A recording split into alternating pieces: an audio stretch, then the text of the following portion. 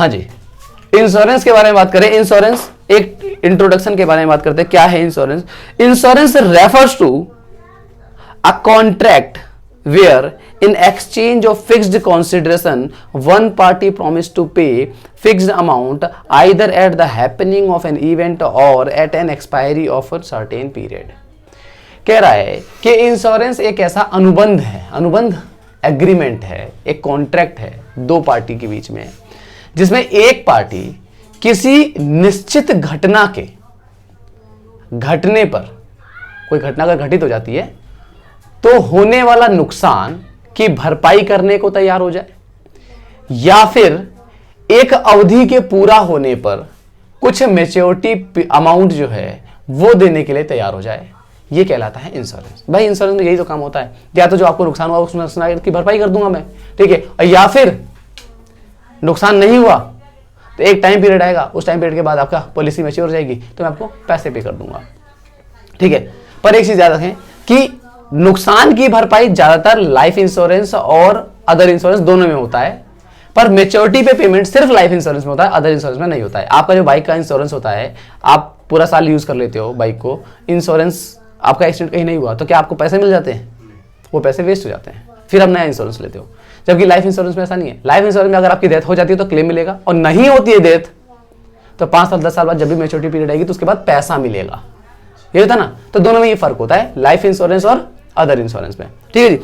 तो जरा समझिए बेसिक इंश्योरेंस टर्मिनोलॉजी के बारे में बात करते हैं कि कौन कौन से इंश्योरेंस के अंदर कौन कौन से टर्म्स यूज किए जाते हैं। सबसे पहला इंश्योरर। इंश्योरर कौन है? One who does the insurance, who take the responsibility of a risk. आप सिंपल सी डेफिनेशन में समझो, इंश्योरेंस कंपनी को कहा जाता है। जिस कंपनी ने आपको इंश्योर किया है, इंश्योरेंस आपका किया है, वो इंश्योरर कहलाएगा, RER, ठीक है, इंश्योरर कहलाएगा। इंश्योर्ड वो कहलाएगा जिसका इंश्योरेंस हुआ है। मैंने LIC से इंश्योरेंस कराया है तो मैं इंश्योर्ड कहलाऊंगा, LIC इंश्योरर कहलाएगी। समझ में आई बात, ठीक है। उसके बाद है premium, the fee charge by the insurer account the providing service the all called premium. Premium क्या कहलाता है? जो आप फीस चार्ज करते हो, मतलब इंश्योरेंस कंपनी फीस चार्ज करती है, जो आप पैसे देते हो मंथली या क्वार्टरली या ईयरली, जो भी आप पैसे देते हो, ठीक है, वो कहलाता है क्या? प्रीमियम कहलाता है। उसके बाद पॉलिसी की बात करते हैं, तो policy document of the contract of insurance in which terms and condition are related. जो भी डॉक्यूमेंट मिलेंगे ना पूरे इंश्योरेंस पॉलिसी के, कि भाई आपने इंश्योरेंस करा लिया LIC से तो कुछ डॉक्यूमेंट, कुछ प्रूफ तो देंगे ना वो लोग, तो वो जो पूरी पॉलिसी है वो डॉक्यूमेंट कहलाएगा, वो पूरी क्या कहलाएगी? पॉलिसी कहलाती है, ठीक है। उसके अंदर सारे सारे कंडीशंस लिखे जाते हैं, टर्म्स एंड कंडीशन लिखे होते हैं उसके अंदर, आपकी डिटेल भी लिखी होती है उसमें। नेक्स्ट आपका सम एश्योर्ड, इंपॉर्टेंट टॉपिक है sum assured. Amount which the insurance policy is taken as known as sum assured. All the terms can be given explain through the following example. जरा एक example के से समझते हैं, ठीक है। एग्जाम्पल को मैं यहां पर लिख करके समझाता हूं। कह रहा है कि mister A get his car insured for 2.5 lakh रुपए from the oriental insurance company. एक मिस्टर ए थे, उनकी एक कार थी,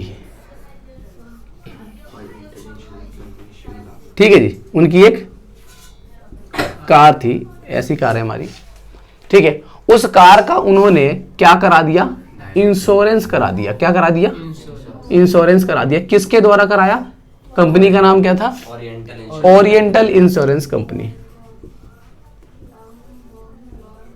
ओरिएंटल इंश्योरेंस कंपनी, CO करके लिख दिया कंपनी, ठीक है। अमाउंट कितने का था? 2.5 लाख रुपए का इंश्योरेंस लिया था उन्होंने, ठीक है। 2.5 लाख रुपए का इंश्योरेंस लिया था company Shimla. The annual insurance premium जो है 3,00,000 रुपए, पर हर साल कितने का पे करना है उनको? 3,000 रुपए। तो मतलब ईयरली प्रीमियम था। क्या था? ईयरली पेमेंट करते थे प्रीमियम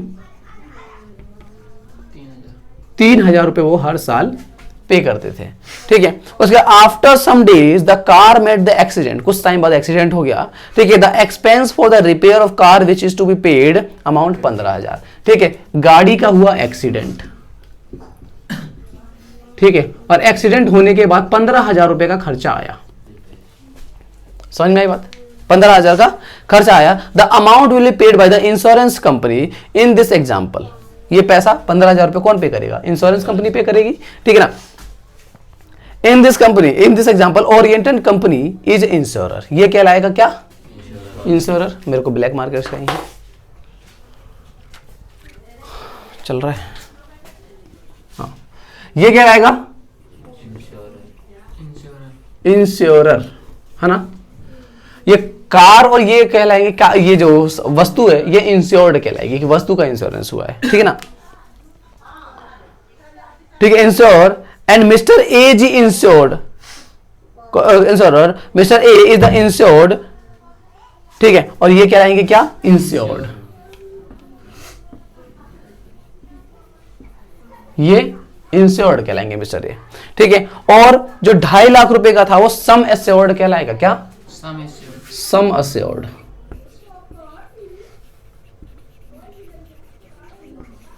ठीक है जी, सम एश्योर्ड कहलाएगा। और उसके बाद 3,000 रुपए जो है ये प्रीमियम कहलाएगा, तो हम लोगों ने लिख ही दिया था 3,000 रुपए का, ये रहा, है ना, प्रीमियम। और is the insurance premium and the above document containing the terms and condition is known as policy. और ये इसका जो पूरा का पूरा जो डॉक्यूमेंट होगा, वो जो इनको इस कंपनी से इनको एक फाइल मिली होगी पूरी, उस फाइल में सारे के सारे कंडीशंस लिखे होंगे, वो कंडीशन क्या कहलाएगी? पॉलिसी। समझ में आई बात? तो ये आपका क्या हुआ? इंश्योरेंस के टर्मिनोलॉजी हो गई, ठीक है। चलिए आगे चलते हैं हम लोग थोड़ा इंश्योरेंस के बारे में, और कैरेक्टरिस्टिक ऑफ इंश्योरेंस के बारे में बात करते हैं। क्या है characteristic? Characteristic by two parties, अकेली पार्टी तो हो नहीं सकती है, कंपनी अपना इंश्योरेंस खुद नहीं करेगी और आप अपना इंश्योरेंस करवा नहीं सकते किसी से, ठीक है ना। तो मतलब कहने का ये है कि कंपनी और एक कंपनी होगी और एक कस्टमर होगा, कंपनी इंश्योरर और इंश्योर्ड दोनों पार्टी का होना जरूरी है। Based on the utmost good faith, इसमें अटमोस्ट गुड फेथ का मतलब क्या होता है कि दोनों ही पार्टी एक दूसरे से कोई भी तथ्य छुपाएंगी नहीं। जैसे आपको कोई बड़ी बीमारी थी और आपने वो जो है इंफॉर्मेशन छुपा ली और आपने अपना इंश्योरेंस करा लिया। इंश्योरेंस कराने के 2 महीने 4 महीने 2 साल बाद आपकी डेथ हो गई। डेथ होने के बाद पता चला कि आपको तो ये बीमारी थी और आपकी डेथ तो निश्चित थी, आज नहीं तो कल आपकी डेथ हो जानी थी, ठीक है। पर आपने क्लेम लेने के लिए, कंपनी से क्लेम लेने के लिए आपने वो तथ्य छुपा करके और इन्फॉर्मेशन छुपा करके आपने क्लेम की डिमांड कर रहे हो, कंपनी क्लेम रोक देगी। समझ आई बात? सेम इसी तरीके से कंपनी भी आपसे कोई तथ्य नहीं छुपा सकती, जो भी इंफॉर्मेशन मटेरियलिस्टिक इंफॉर्मेशन है वो आपको देने पड़ेंगे। ऐसी कोई कंडीशन जो कि आपको बतानी चाहिए थी वो हर कंडीशन आपको बताएगी। तो अटमोस्ट गुड फेथ का मतलब क्या है कि हम दोनों ही एक दूसरे से कुछ भी नहीं छुपा रहे हैं, ठीक है। नेक्स्ट है आपका based on the cooperative system. ये कोऑपरेटिव सिस्टम के ऊपर काम करता है इंश्योरेंस। अब यार कोऑपरेटिव सिस्टम होता क्या है, मैं एक आपको ये समझा देता हूं क्या होता है। देखो जैसे मान के चलिए हम लोग यहां पर जो है 10 लोग हैं, ठीक है। तो अगर 10 लोग मिल करके, मैं एक हेड हूं, ठीक है जी, मैं हेड हूं और मैंने एक इंश्योरेंस कंपनी खोली, अली इंश्योरेंस कंपनी, ठीक है। अब यहां पर 10 लोग बैठे हुए हैं, ठीक है, और उन 10 लोगों से मैंने क्या किया, सबसे 1000 रुपए लिए, ठीक है। 1000 रुपए, सिर्फ 1000 रुपए, कितना आ जाएगा? 10,000, ठीक है, 10,000 रुपए आ जाएगा। और मैंने एक अंदाजा लगाया कि अगर किसी का एक्सीडेंट हो जाता है, किसी की बाइक का एक्सीडेंट हो जाता है तो कितना खर्चा आएगा।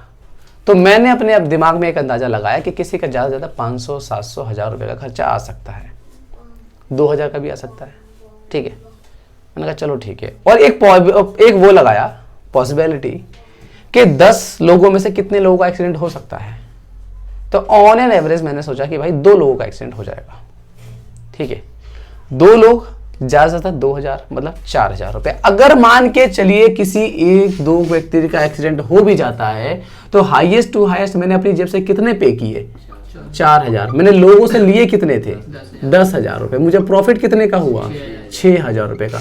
मतलब कहने का क्या है कि अपनी जेब से इंश्योरेंस कंपनी कुछ नहीं लगाती, आप ही लोगों से जो लिए हुए पैसे होते हैं उसी से किसी एक व्यक्ति के ऊपर खर्च कर दिया जाता है। और सिर्फ यहां पे 10 लोगों का एग्जांपल लिया गया है, लाखों लोग होते हैं, करोड़ों लोग होते हैं इंश्योरेंस कराने वाले। अगर 1 करोड़ लोगों ने अगर 10-10 हजार रुपए, 10,000 तो ज्यादा हो गए, 1,000 रुपए भी अगर इंश्योरेंस के दिए हैं, 1,000 तो 1,000 करोड़ रुपए इकट्ठे हो जाते हैं। और 1,000 करोड़ रुपए में से अगर 1,00,000 लोगों का भी एक्सीडेंट हो जाता है ना, तब भी कंपनी पे कोई फर्क नहीं पड़ता।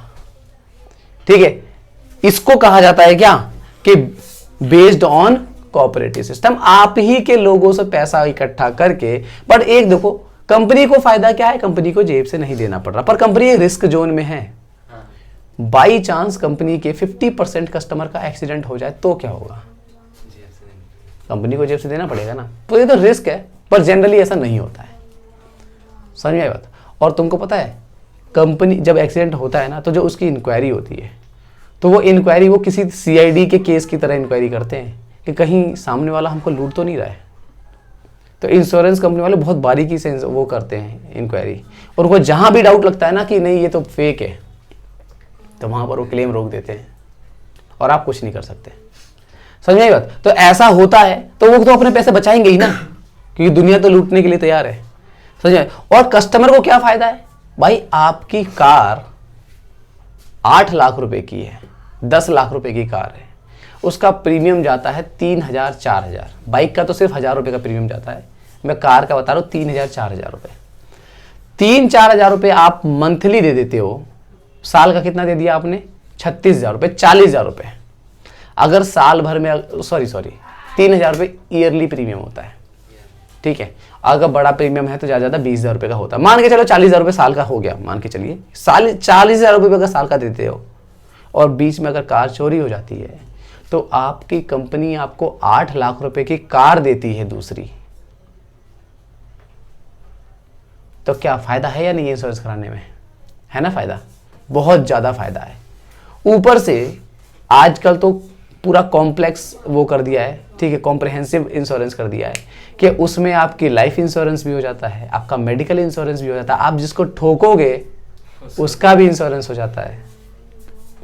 फर्स्ट पार्टी इंश्योरेंस होता है ना, जिसके अंदर सामने वाले का भी इंश्योरेंस, जिसको आपने ठोक दिया उसको भी आप एडमिट कराते, तो वो भी आपके इंश्योरेंस क्लेम से ही एडजस्ट किया जाता है।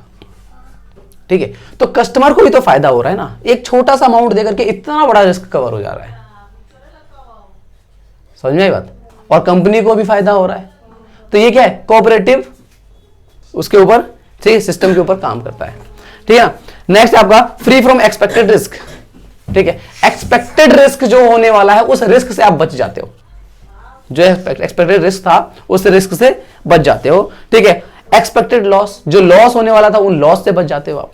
ठीक है, प्रीमियम, पेमेंट ऑफ प्रीमियम, इसके अंदर प्रीमियम का पेमेंट किया जाता है, या तो ईयरली होगा, मंथली होगा, क्वार्टरली होगा, जिस तरीके से ज्यादा जनरल इंश्योरेंस हमेशा ईयरली दिए जाते हैं।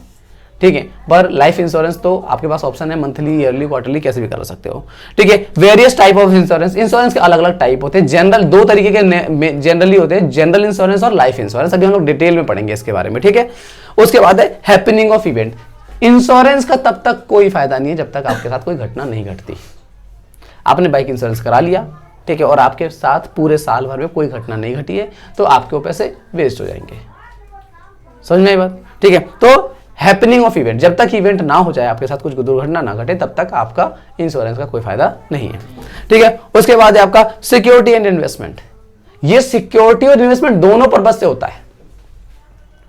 इंश्योरेंस जो कराते हैं, अब जैसे तुमने लाइफ इंश्योरेंस कराया, तो एक तो आपको सिक्योरिटी हो गई कि आपकी अगर डेथ हो जाती है तो आपको पेरेंट्स को या आपके जो फैमिली है उसको जो है एक अच्छा खासा अमाउंट मिल जाएगा, क्योंकि आपकी डेथ हो गई, एक्सीडेंटल डेथ होती है तो।